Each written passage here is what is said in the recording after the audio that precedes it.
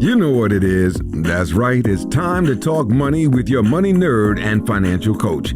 Now, tighten those purse strings and open those ears. It's the Money Talk with Tiff podcast. Hey everyone, I am so excited because I have Kimberlee Davis on the line. Now, Kimberlee is awesome. We just had a conversation right before we got on, and she is very open, honest, and I love her point of view on things.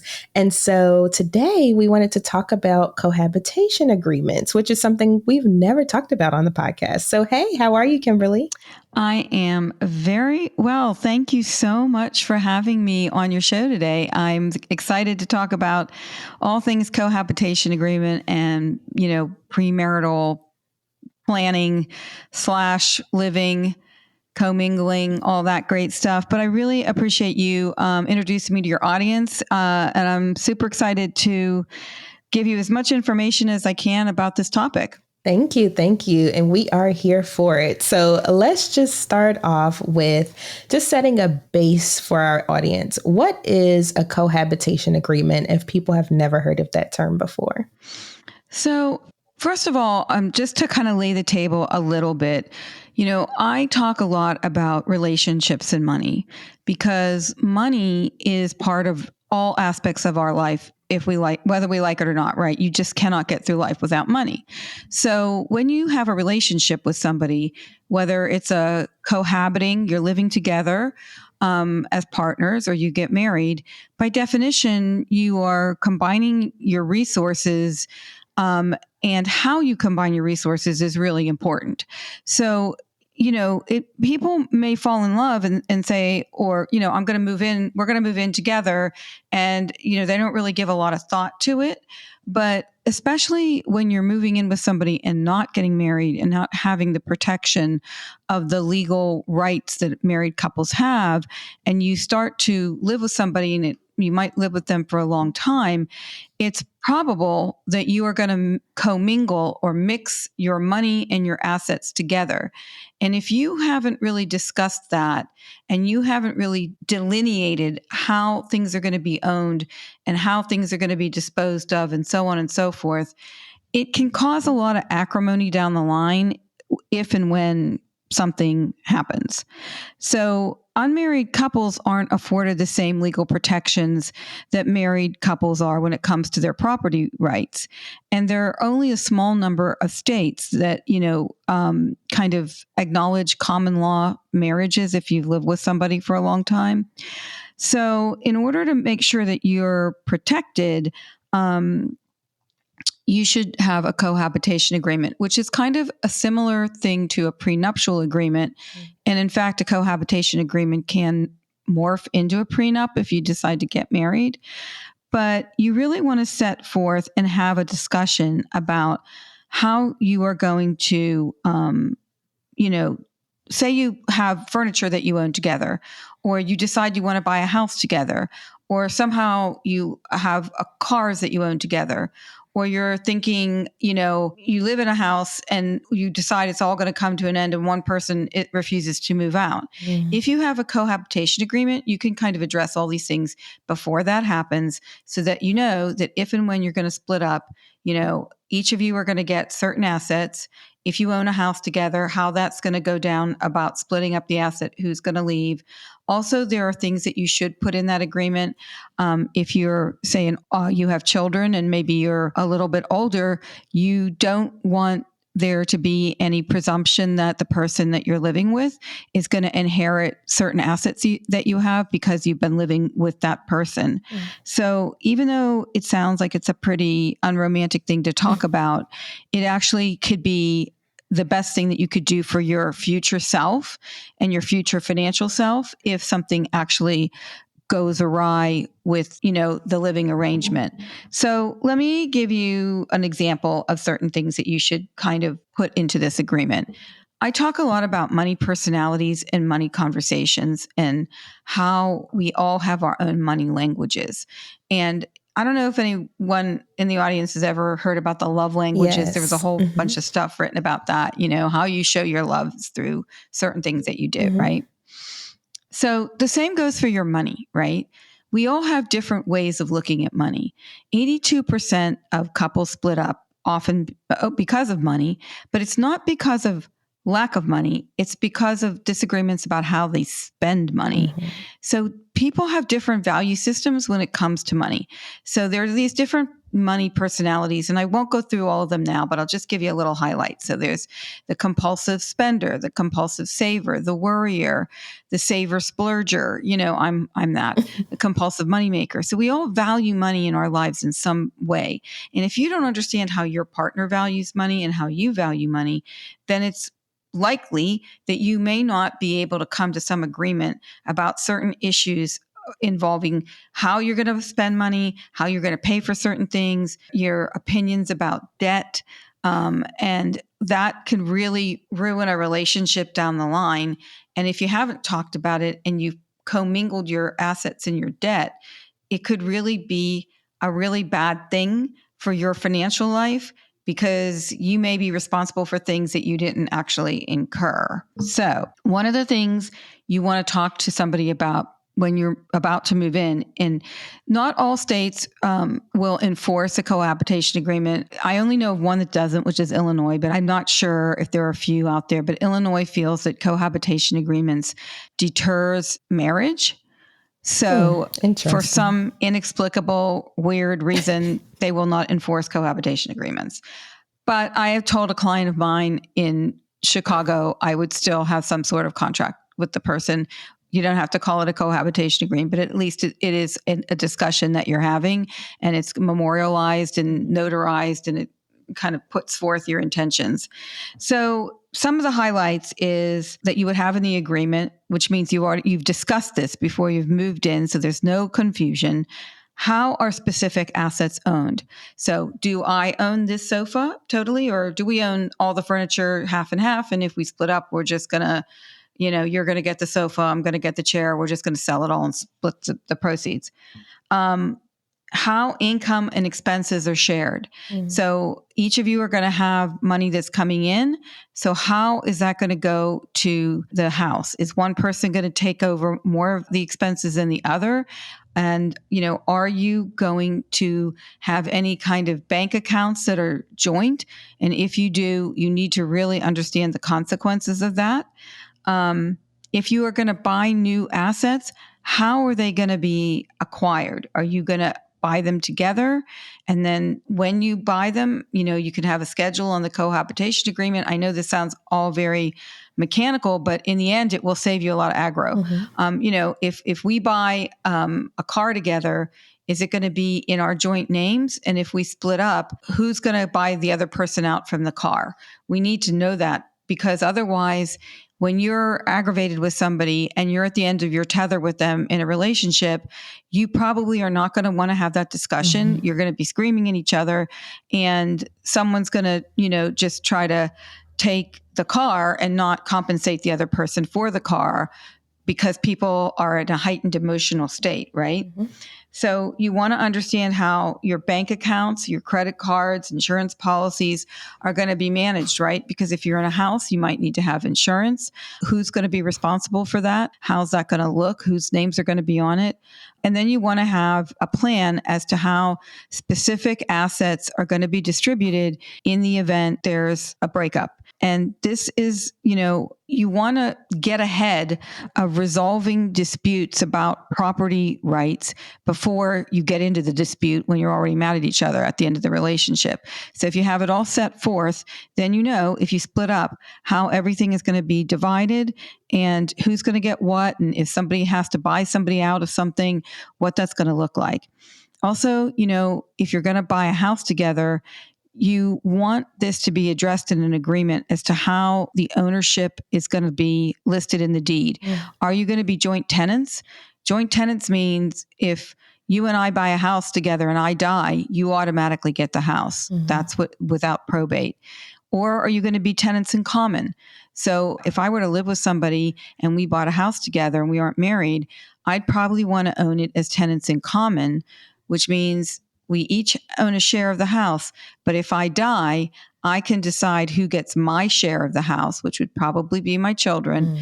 at which point my cohabiting partner and my children would have to decide what to do with the house after my death, whether they sell it and split the proceeds.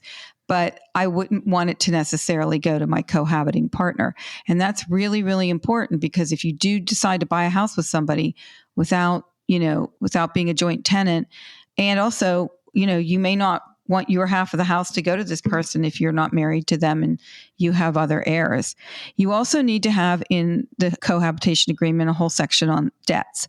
So unmarried partners are not responsible for each other's debt unless they have a joint account or they become co-signers or guarantors of the other person's debt. So this is different than with married couples who will be responsible for each other's debt if they have commingled debt. But it's very important because, when you start to live together for long periods of time, you are going to get engaged in all kinds of transactions, and you may end up either taking out debt separately to pay for a joint thing or somehow taking out debt together. So by having a provision in the contract about how debt is going to be handled, you kind of eliminate what's going to happen at the end and who's going to pay it off. Also, you should address support payments because if people live together for a long time, certain people in the relationship may think that they are allowed support payments. And I spoke to someone the other day who had been living with someone for a year in LA, and she felt she was entitled to some support payments. But, proving palimony or justifying that can be difficult. But I also know in Texas, where common law marriage is viewed as tantamount to a legal marriage, you can be on the hook pretty easily for that. So if you address it before you even, at the beginning of the relationship in your agreement, it will say, nobody's getting support payments if we break up. Okay. We've decided we're not going to be responsible for each other. Or if you want someone to have support payments, exactly what that's going to look like and how much that's going to be and for how long it's going to be and what's the trigger for it to go away. All of that stuff should be in the agreement, because otherwise you could be in for protracted arguments and litigation about whether or not somebody has to support the other person. And then you should also address surviving partners. Like if one of the people dies, the surviving partner would not have any access or rights to the person who's died property because they're not married unless that's set forth in a will or a trust. So if you want your partner to inherit certain things over and above your heirs that are your bloodline, you should really have that memorialized in a will, in a trust, and in a cohabitation agreement so that that person actually does get your whatever legacy you want to leave them. And you could also discuss with each other about medical directives. If you live together for a long time, you may or may not want that person to be the person to decide whether or not what goes on when you're in the hospital, like whether they keep you alive or, keep the machine on and so on and so forth. So these are kind of discussions that you should have when you move in with each other. It's all nice and you're probably feeling romantic or whatever reason you decided to do it, but it is a financial contract in some ways. You are now financially, whether you intentionally mean to or not, now living with a person, and somehow the money is going to play a role in this relationship that you have. So if you don't have it sorted out before and it's time to break up, one person may just not move out of the house because they feel like they've been living there. It's half their house. And if you haven't talked about it and don't have it resolved, this thing could drag on forever. Yes, yes. And you gave us so many gems in there. I was jotting down questions as you were going because there's so much that I want to hit on in what you just said. I think the main thing, though, is if we have people that are listening and they're like, oh, this sounds like something that I really need. Maybe they've already been living together for a while. How do they get that conversation started with the person that they're living with? So, just to set the scene, we've been living together 3-4 years. And now I'm listening to this episode. I didn't even know that it was a thing, but I feel like this is something that we need to have in place. How do I get this conversation started without sounding like I want to break up or, that type of thing? Well, this is a thing that I talk about a lot, which is why my platform is called The Fiscal Feminist. I think we as women in particular, we haven't been trained or taught to talk about money with our partners. And because, we've always been taught that we're to be the nurturers and we should be kind and, all that stuff. We're reluctant to talk about money because we think it makes us look cold or harsh or somehow we're not romantic or we don't love our partner very much. And that's just not true. Everybody's a stakeholder in a relationship, right? And the thing is if we don't talk to our partners about this, then over time, it can either crater the relationship or become a source of resentment. And also, if you can't talk to your partner about money and property ownership and finances, which is the thing that when two people are together in a partnership, presumably are each trying to build up your net worth, you want to do it separately and ultimately you might want to do it jointly. But if you can't have a conversation with somebody about money and property, then what kind of relationship do you have, right? I mean, this is a part of life. It's an important part of life, and it will affect what your assets look like when you're older and in retirement, which is what we all think about and worry about down the line if we're lucky enough to live that long. So I would say I would approach it in a way where I'm going to say, because I want our relationship to last and I want us to have transparency with respect to money and the way we think and feel about money, I'd just like to start a discussion about, I'd start with how do you feel about money? What are your long-term goals with money? How do you feel about debt? How do you feel about how we own things?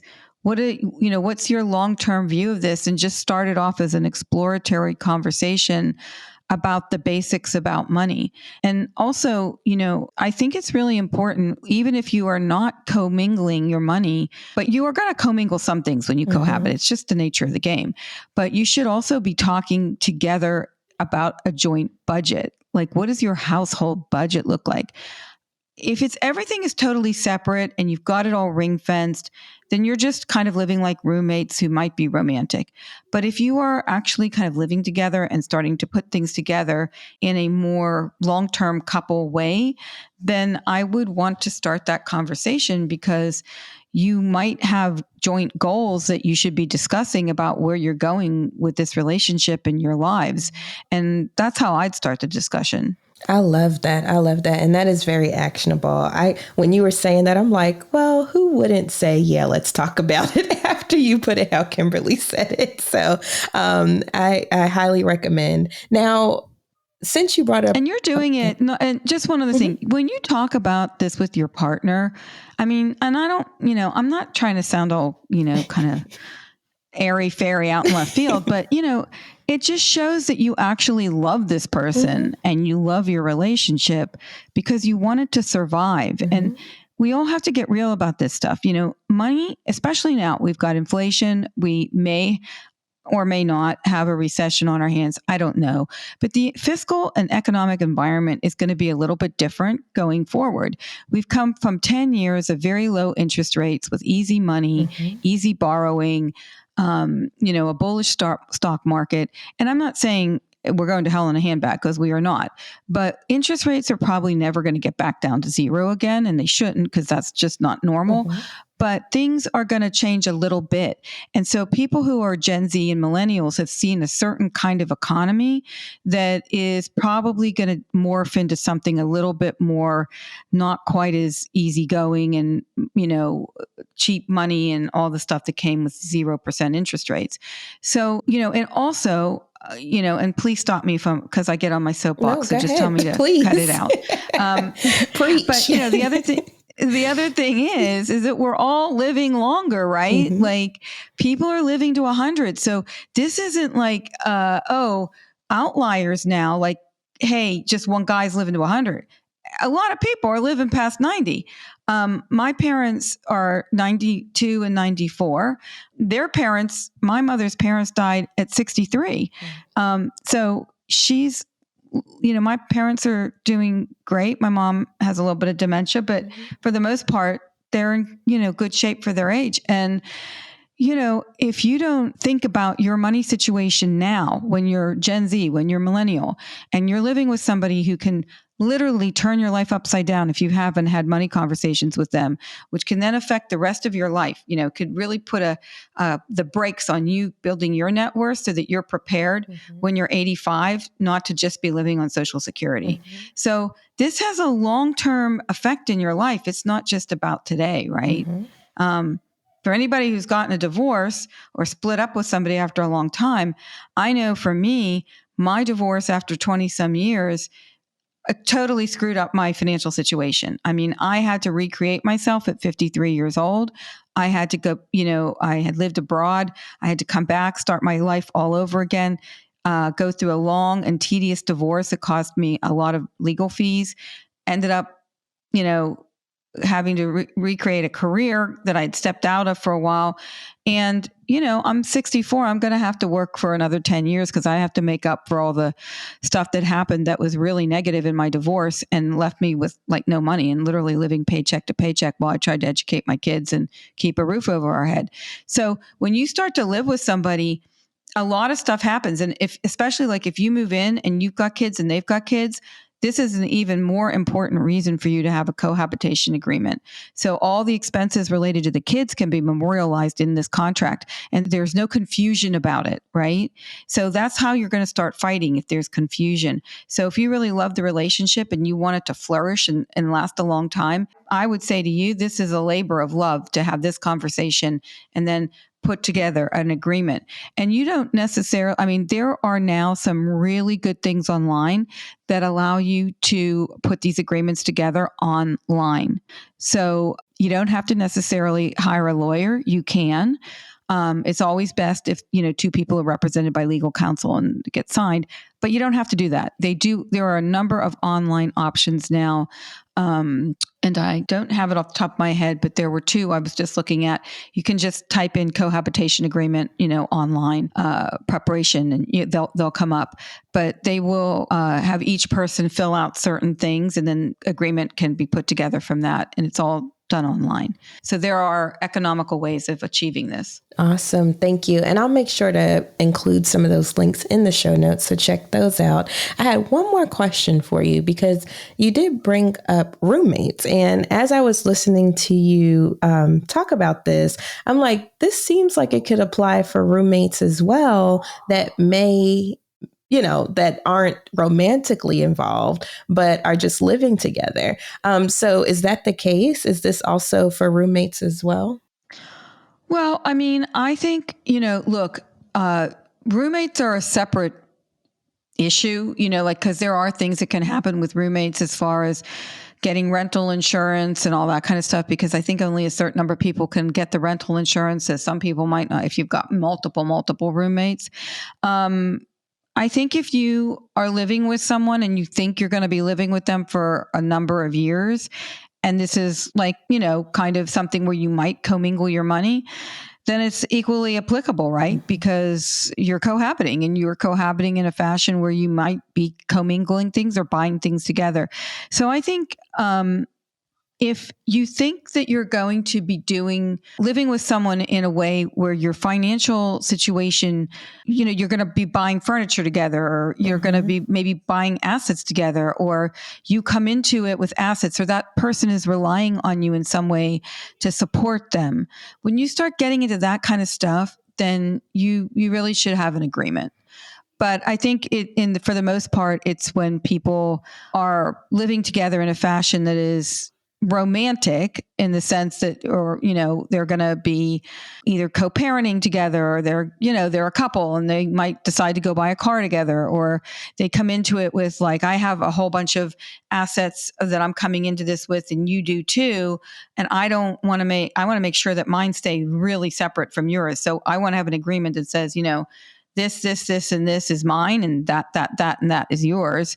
And even if we live together for 10 years and, we buy other stuff together, these things are always going to be mine, and those things are always going to be yours.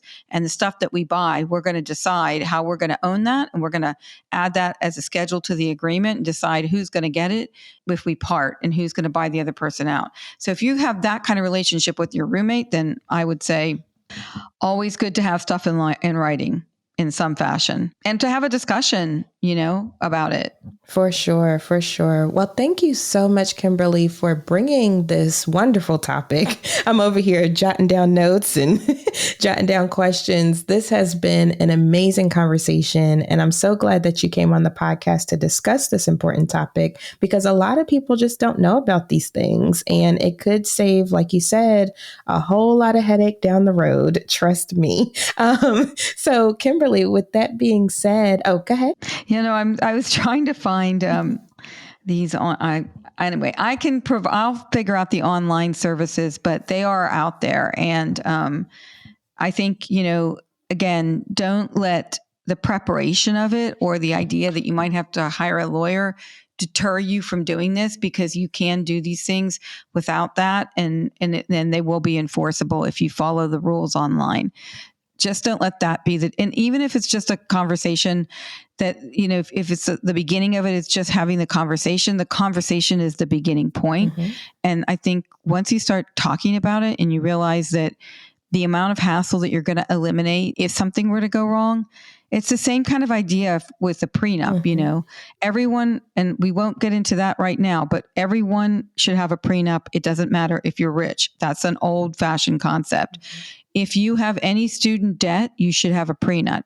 30% of millennials have prenups right now, and mainly because of their student debt. She just dropped the mic on us. She's like, and I'm going to leave it there. So thank you so much, Kimberlee. Now, if people were interested in learning more about you or your platform or hearing more from you, where could they find you? Thank you, Tiff, for asking me. So I wrote a book called The Fiscal Feminist, A Financial Wake-Up Call for Women. That is on Amazon or at your independent bookseller. You can always ask the independent bookseller to order it if they don't have it, but it's on Amazon. I also have a podcast that comes out every week called The Fiscal Feminist. It's on all the podcast platforms. We talk about everything from personal finance to investment strategy, retirement planning, divorce strategy, premarital planning, money relationships, the whole gamut. And so that's called The Fiscal Feminist. And I'm also on Instagram and TikTok at The Fiscal Feminist, or you can go to www.fiscalfeminist.com, which is my website. So all of those things are available for you to have a look at. I'm also a wealth manager and managing director and partner at a wealth management firm called the Bahnsen Group. So you can always check me out on the Bahnsen Group website too. Yes. And I'll make sure I'll have all of those links in the show notes. So if you didn't catch all of that and where to find Kimberlee, make sure you check the show notes for that information. I'll have it all there, as well as the links to the resources that she mentioned on the show. So thank you so much, Kimberlee, for coming on the show today. I greatly appreciate you and this topic. And this was just a wonderful conversation. Thank you. Thank you so much for having me, and thank you for spreading the word. For sure. Bye. Thank you for listening, joining, and being a part of the Money Talk with Tiff podcast this week. You can check Tiff out every Thursday for a new Money Talk podcast. But if you just can't wait until next week, you can listen to previous podcast episodes at moneytalkwitht.com or follow Tiff on all social media platforms at Money Talk with T. Until next time, spend wise by spending less than you make. A word to the money wise is always sufficient.